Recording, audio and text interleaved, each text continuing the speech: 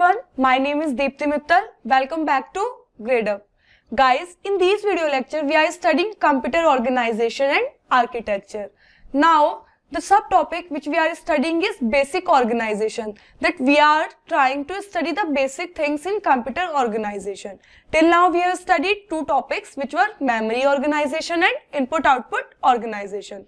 Now, we are moving towards next thing which is very important, and that is instruction cycle. See, we are aware what an instruction is. What an instruction is. You know what an instruction is? Instruction is a binary code or some opcode which is binded with a particular operation or data value. You know, functionality of computer is program execution.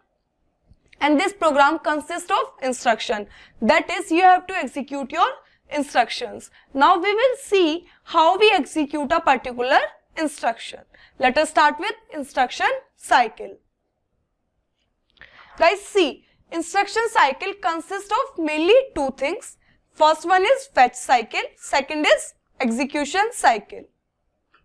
This fetch cycle, you know the basic meaning of word fetch. Fetch means retrieving. Something we want to retrieve out of something. Suppose there is some almirah and I have placed some clothes. I want to fetch them, means I want to retrieve them. I want to take them out from the almirah. This is fetching.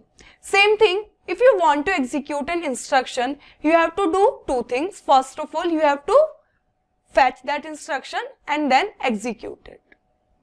Okay, so what instruction cycle is? Instruction cycles tells you the way in which you are going to execute the prescribed instruction which is given by a user. So it is consist of two subcycles. First one is fetch cycle and second one is execution cycle. Same thing I have written over here. You can clearly read this. It describes the execution sequence.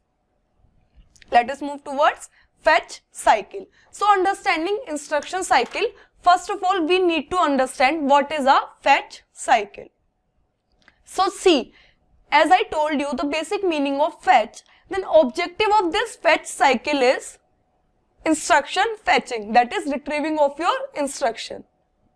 You know, with this architecture or in our PCs, we deal with von Neumann architecture. And in von Neumann architecture, your instructions and data are stored in your main memory. That is, already you have stored your program into main memory. Now you want to execute that particular program, and for its execution you have to take your instruction from the memory. So the purpose of fetch cycle is to fetch or retrieve the instruction from the main memory. So see, the same thing I have written over here, that in this cycle or in this process, CPU reads the instruction from main memory based on PC value. You will say, what is PC? PC stands for program counter. It is the compulsory register. PC is the program counter. It is the compulsory register in your system. You might have heard about it previously. It holds the address of that particular instruction which has to be executed. Suppose you want to execute some instruction, then this PC is going to hold the address of that instruction.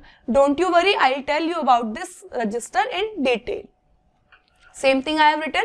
PC is the compulsory register to hold the instruction address which you want to execute. Let us see how this fetch cycle works. See, you want to execute some program. So for executing some program, you know, program consists of some instructions. So you have to execute some instructions. So first of all, you will load the starting address of that program, that is starting address or the address of first instruction into PC, which is program counter register. Then on the basis of this PC, your CPU is going to generate the memory request. Now you know the format of memory request. It is going to contain address and the control signal.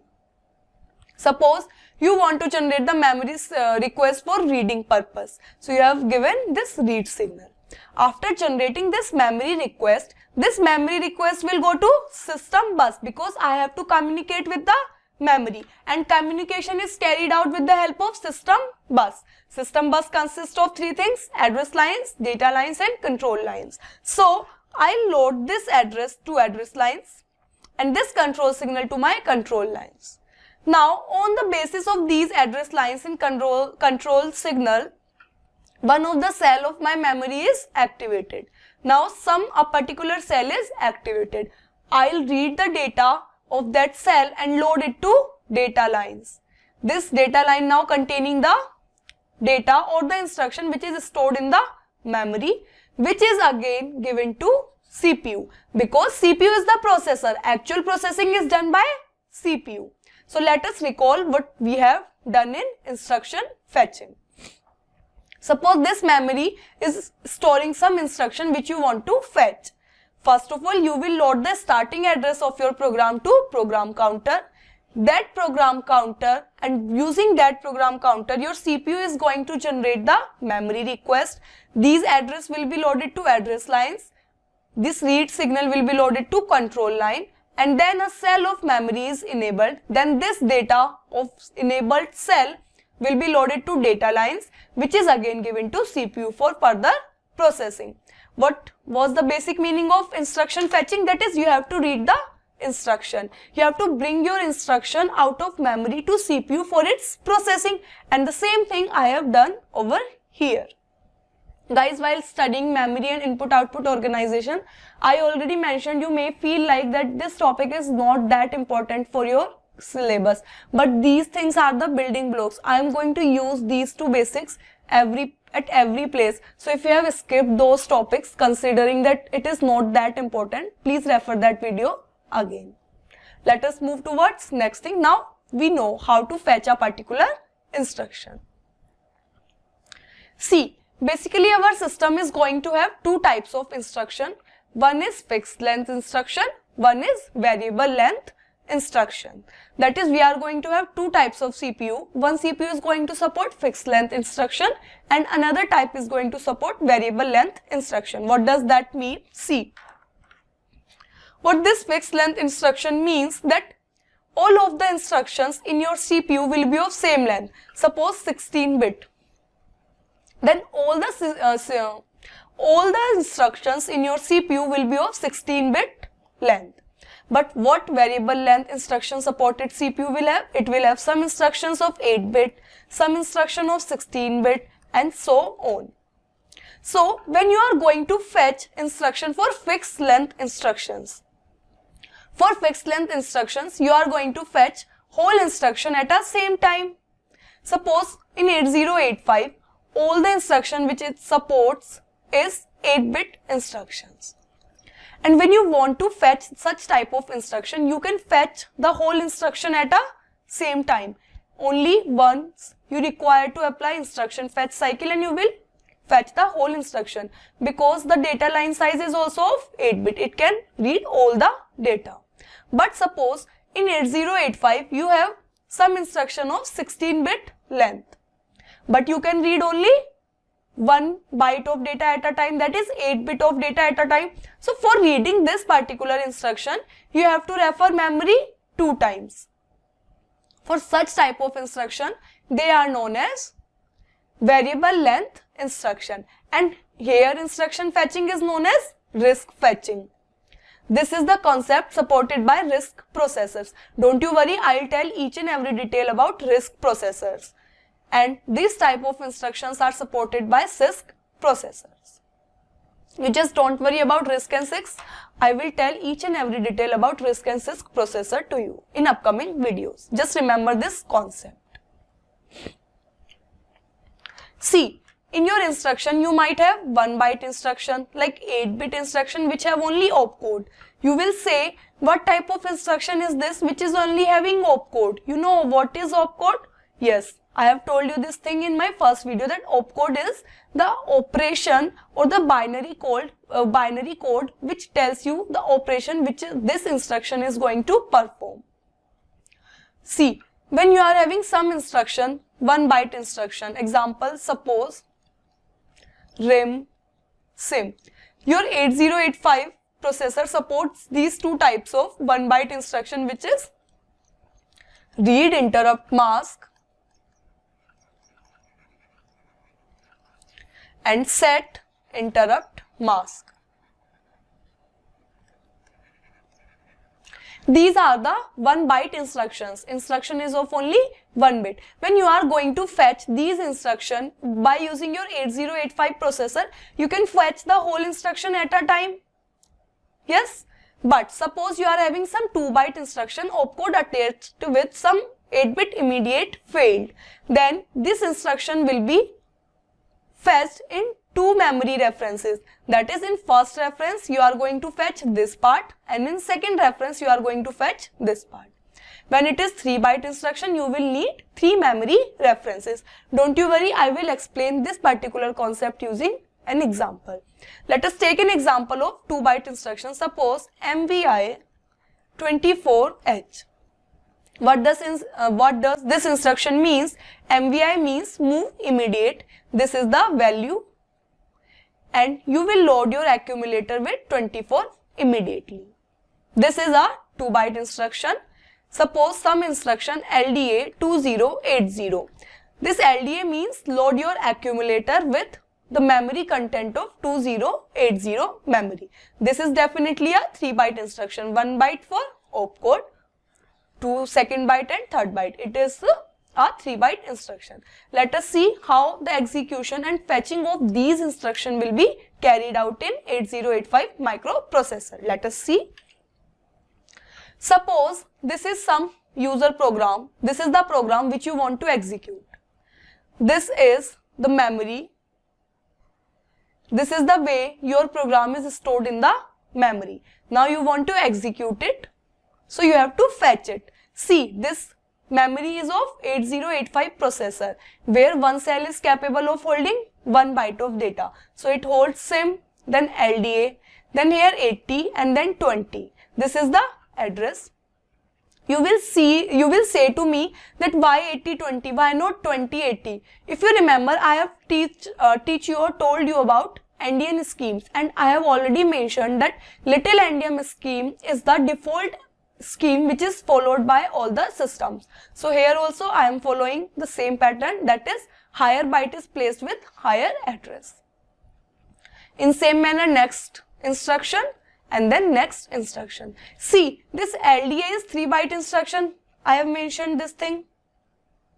So here it is going to take 3 memory cell. MVI was 2 byte instruction. It is going to take 2 memory cells. Now we will see how to execute. Initially, program counter will have address 1000. This is the starting address of your program. Now, CPU will generate a memory request regarding reading. Then these values are loaded to my system bus AL and CS. Then I will access this particular memory. After accessing the memory, what I am gonna do? I will again access the system bus, and this system bus now will put the data to data lines, and this data line is going to return some data value SIM to my CPU. Now this instruction is fetched out. It can be fetched in only one cycle because you know this is a 1 byte instruction and can be fetched out directly.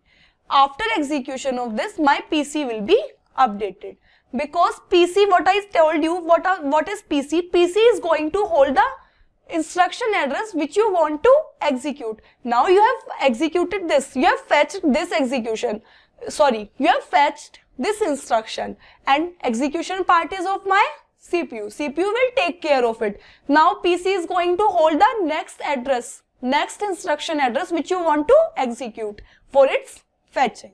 So now PC is holding 1001. Again, I'll fetch the equation 1001. Again, a memory request will be generated, loaded to my address lines and control lines. Again, memory is referenced. Again, these data is loaded to my data lines, and CPU will get this time. Tell me what will it get? LDA. When CPU reads the instruction as LDA, CPU has all instruction formats. CPU already know that this LDA is a 3-byte instruction. It already knows. So it came to know, okay, now I have fetched only some part of the instruction. I have to fetch some more parts of the instruction. So this PC is incremented to 1002.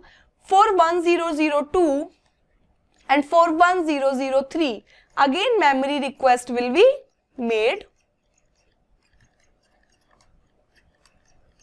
in the same manner which I am written, and the CPU will be given 2080. After 2080, CPU has instruction LDA 2080. Now CPU came to know that this instruction has been completed. So it will send this instruction for its execution, and it will came to know about that the execution of this fetching of this instruction is completed and execution of this instruction can be started, and PC will be loaded as 1004. Remember one thing, that PC was initially loaded with 1000, then 1001 and 1004. These are the legal program counters. PC in middle was loaded with 1002 and 1003. But these are not the valid program counters, because what I said about PC is going to hold the address of that instruction which you want to execute or the next instruction which you want to execute. So these 1002 and 1003 is not the address of that instruction. They are the middle part of that instruction. So these are not the valid program counter. Valid program counters are those addresses which are at the starting of my address. So see here, 1000, 1001, 1004 and 1006. These are the valid program counters. Let us see how the execution of this instruction MVI will be carried out. Now you will tell me. PC will be 1004. Next step is memory request 1004 along with RD. Load them to system bus ALCS. Then memory is referenced. Then again data lines, and CPU will be given MVI. Now you will tell me, after getting this MVI, what will CPU do? CPU came to know that I have not fetched the complete instruction. So CPU will again fetch the remaining part of this instruction and then move towards execution cycle. Then next part is also fetched over here. Then the valid program counter PC was 1006. In this manner, 1006 will also be carried out.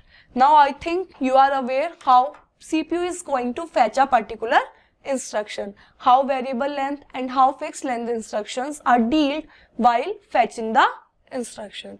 You know what are the valid program counters? Yes, valid program counters are the address given to my program, address given to my instructions at their startings. See, this MVI 24, this instruction I3 is provided with two addresses, 1004 and 1005. But which one of them is valid? 1004. Okay, let us move towards next thing. See, this is a gate previous year on the same concept which I have just discussed, that is instruction fetching. Let us see what this question is asking. It was asked in GATE CS 2006. A CPU has 24-bit instruction. We are given the size of my instruction is 24-bit, or what can I say, 3 byte. That is, it is going to take 3 memory cells in the memory. A program starts at address 300 in decimal. Which of the following is the legal program counter for this instructions? It is saying we are having a program which is having some instructions, and these instructions are 24-bit instruction, that is 3 byte instruction. And loading of your addresses, that is loading of your instruction, occurs from 300. That is, suppose this is some memory. Suppose your program is having some instruction I1, I2, I3. Okay, so your I1 will be stored starting from 300. 301 will be I1 only, because I1 alone is going to take the 3 memory cells. Then 303 will be I2. up to 306. 306 will be I3 and this process continue. Now it is asking what is the legal program counter. Legal means valid. I have already told you about the concept of valid program counter. Now you will tell me what is the valid program counter? Yes, valid program counters are those addresses which are given to instruction at their starting. See, for instruction I1, 300 is the valid program counter. For I2, 303. For I3, 306. And if I follow the same pattern, I4, 309 and so on. Now you will tell me which of the following is the valid program counter. 400, 500, 600 and 700. Which of the following is valid? Try to figure it out on your own. It is quite easy. Okay, if you have figured it out, that's great. But if not, let us see. See, for I1 it was 300, I2 it was 303, I3 it was 306 and so on. If you observe, these program counters are multiple of 3. So your valid program counter should be multiple of 3. And which of the following is multiple of 3 over here? C. Option C. 600. So which is the valid program counter over here is 600, which is option C. So answer is C. If you have figured it out on your own, that is great. Really great work. But if you have not figured it out, you know the procedure now. I hope that you will solve such type of questions now. Because guys, the thing which is important is trying. Just try for each and every question. Guys, in this particular video, we started with instruction cycle and I told you that this instruction cycle contains 2 sub-cycles. First is fetch cycle and second one is execution cycle. In this video lecture, I just discussed fetch cycle. Don't you worry, in next video, I'll discuss execution cycle. Till that time, revise the concept of fetch cycle. If you find some questions on previous year and some other places, just refer them for your practice. So guys, stay tuned and keep practicing. Thank you and all the best for your future.